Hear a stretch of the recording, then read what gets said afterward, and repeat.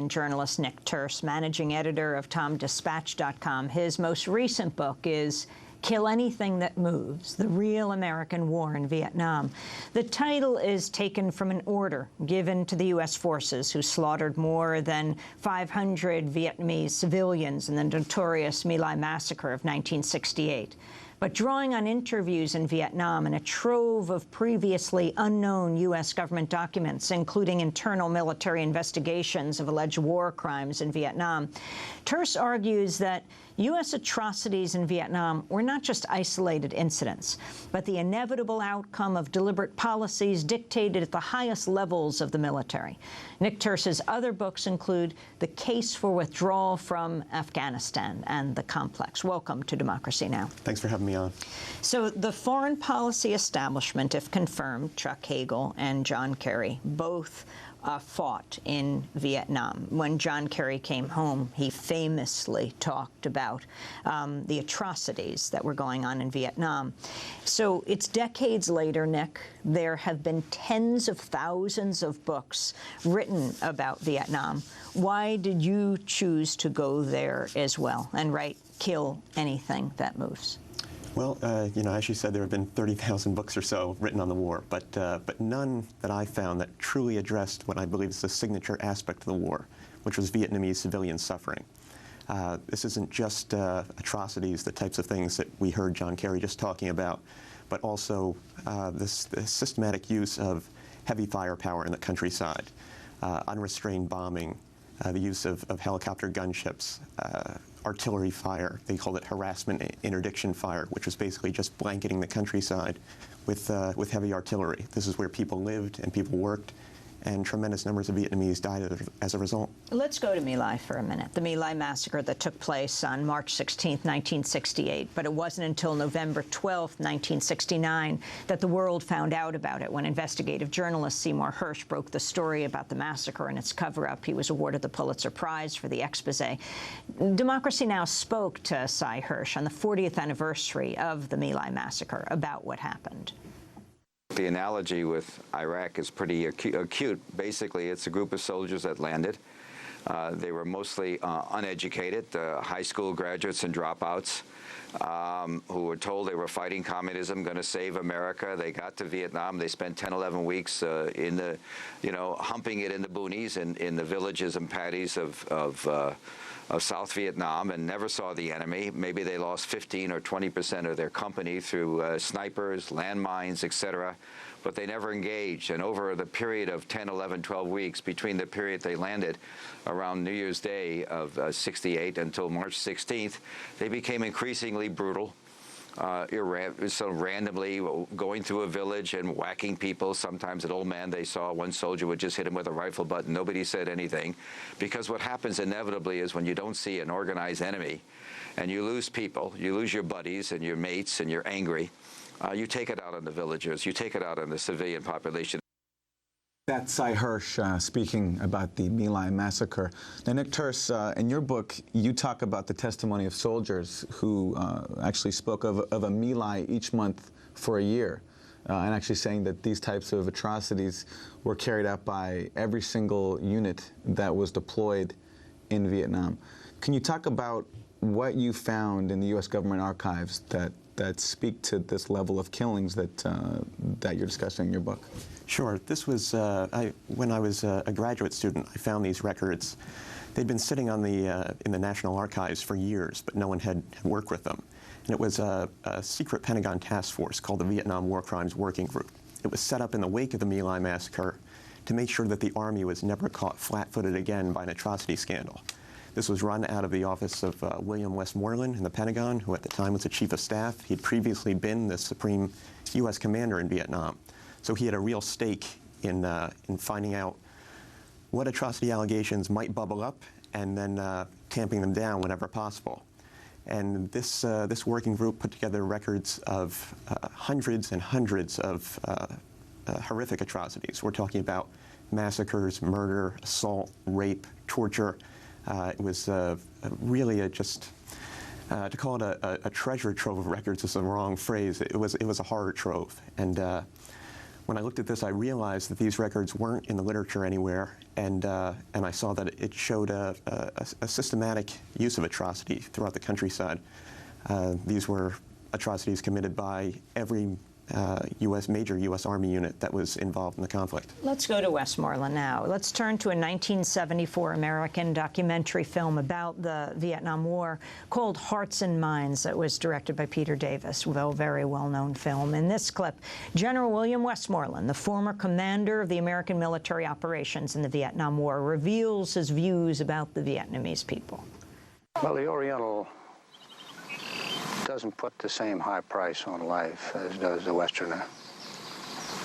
Life is plentiful, life is cheap in the Orient. And as the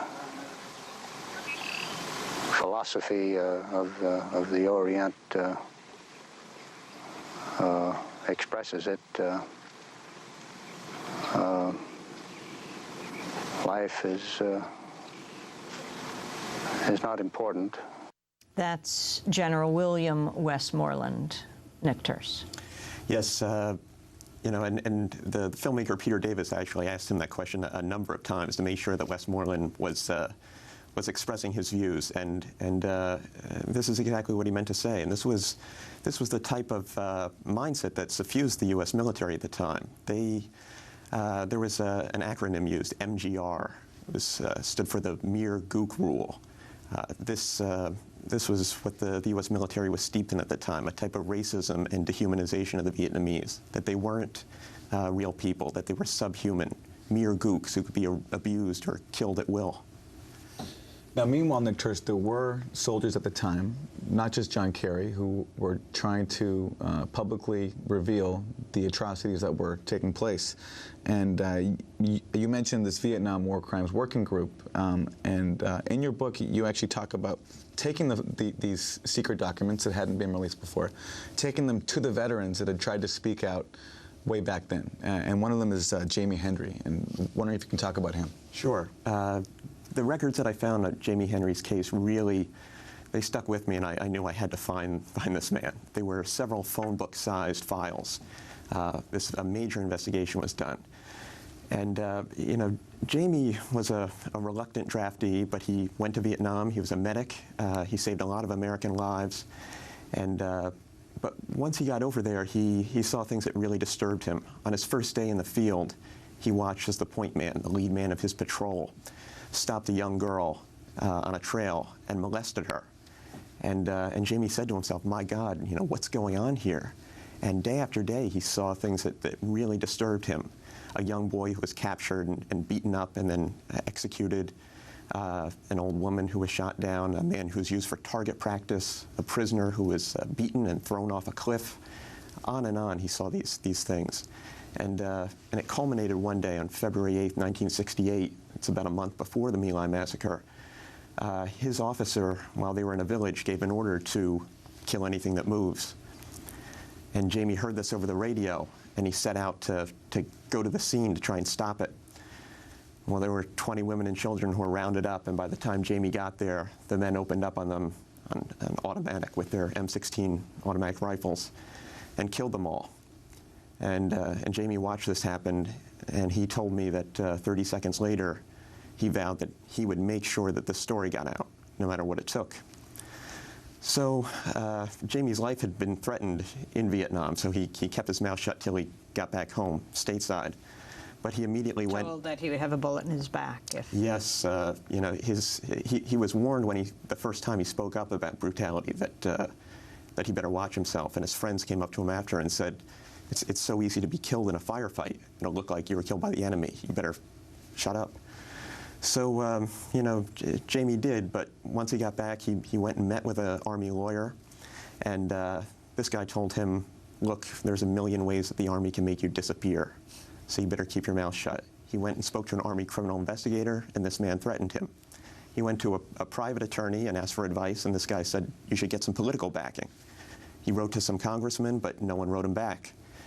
So he went public. He spoke out at the Winter Soldier investigation, among other public forums, on the radio.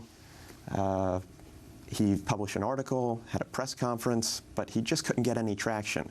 And eventually, years later, he just gave up. What Jamie didn't know was that the Army conducted a very thorough investigation, interviewed all the other members of his unit. They corroborated exactly what he said, and they even painted a more chilling picture because some of them saw things that Jamie hadn't.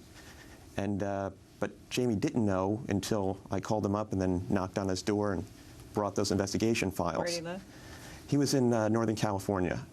He was a skyline logger, and he just never knew that these records existed, that anyone knew that he was actually telling the truth. So when you brought him these phone book-size investigations into his allegations, what did he do? Well, I mean, he was shocked. He did feel, vindicated. There was a little trepidation there because, it was a lot of years later to dredge all this up, and he was a little bit scared. But he told me that, if it was right back then it was right to expose now. And it wasn't easy on him. After the first day that I spent talking with him and going through the records, he told me that that night after I left, he went and sat in his easy chair and he shook uncontrollably for an hour. He said, I had some sort of stress reaction. He said, but he thought about it. He talked to his wife and he said that it was important to go on the record again and make sure that the people knew that this is really what happened in Vietnam. And you wonder where so many cases of post-traumatic stress disorder come from, that everything you learn is wrong in this country when you're growing up. You then either see others commit, are forced to cover up, or choose not to cover up. Now, today in our headlines, we just read this year, the worst year for suicides, almost one a day, and that's just active duty soldiers right now in the wars now. That doesn't even include the record number of veterans who kill themselves. That's right. And, one thing also to keep in mind about Vietnam-era veterans like Jamie, I mean, this was a largely drafty Army, and these were mostly teenage boys, 18, 19, 20 years old. Today, some of the troops are a little older. At that time, these men were even less psychologically able to deal with the types of things that they were seeing and called upon to do. Now, Nick Turse, you've also written a book called The Case for Withdrawal from Afghanistan. What is that case, and can you talk about the significance of having now Kerry and Hagel, Vietnam veterans, now heading U.S. foreign policy, which is, of course, overseeing the longest war in U.S. history in Afghanistan? If confirmed. If confirmed, of course, Right. yeah. Well, I guess there are reasons to be hopeful. I mean, these men have actually seen combat. John Kerry did speak out at one time. It seemed like he began backing away from that almost immediately, and by the time he made his presidential run in 2004, he really wouldn't address the topic in any serious way. But I think they at least do bring a realization of what war is about. Chuck Hagel, he's never, I don't know that he's ever been completely honest about what he's seen. If you read the accounts of his brother, who served in the same unit as him during the war. Which is very unusual. Very unusual. Maybe the only time in Vietnam. But his brother paints a very brutal picture of the war, very similar to the one that I talk about in Kill Anything That Moves. And they served under one of the most notorious commanders in Vietnam, a general named Julian Ewell, who became known within the military and also outside of it as the butcher of the Mekong Delta. And Ewell was what they call a body count fanatic, and he demanded Vietnamese bodies, and he wasn't very discerning about who they belonged to. So just about any Vietnamese who was called in as an enemy casualty was counted up as enemy dead. But just as the Hagel brothers were leaving Vietnam, Ewell kicked off an operation called Speedy Express, which I talk about in the book, which led to 11,000 Vietnamese casualties, but only resulted in around 750 weapons being recovered. Some Newsweek reporters looked into this a couple years after Speedy Express ended, and came up with an estimate of 5,000 civilians killed during that operation. And when I went into the archives, I found the military's own secret reports that the Newsweek reporters didn't know about, and the estimates were, they show that the Newsweek estimates were low. The military estimated about 7,000 civilian casualties. So, I mean, this is the type of war that Chuck Hagel saw down there, and John Kerry operated in roughly the same area down in the Delta. So they do know something about the brutality of war. Nick Turse, his book is Kill Anything That Moves, The Real American War in Vietnam.